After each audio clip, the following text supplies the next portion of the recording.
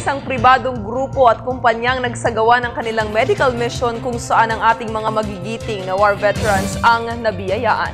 Balitaan mo kami, Joseph Parafina. Libo-libong mga miyembro ng Filipino War Veterans Incorporated at kaanak ng mga ito ang natulungan na naman ng libreng gamutan na ginawa sa loob mismo ng Veterans Center sa Camp Aguinaldo. Kasama ng grupo ang SM Foundation na nagkaloob naman ng gamot at iba pa mga aparato sa mga mamamayan.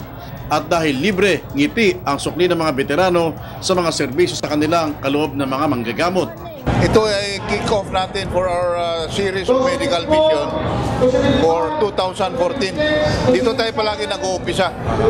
Inumpisa natin dito ang medical mission at for several years now, ang ating partner is SM Foundation. Simula pa lamang ito ngayong taon. Bawat buwan ay lumilipat sila ng lokasyon para maraming veterano at kaanak ng mga ito ang mabigyan ng serbisyo medikal. Para sa serbisyo publikong ito, hindi sila magsasawang bigyan ng pagkalinga ang mga veteranong naglingkod sa ating bayan. Naghahanap pa nga kami kung hanggang saan kami makakatulong. Yun po ang dating minimithi ng aming asosasyon. Di halos mahulugang karayom habang pumipila mga ito.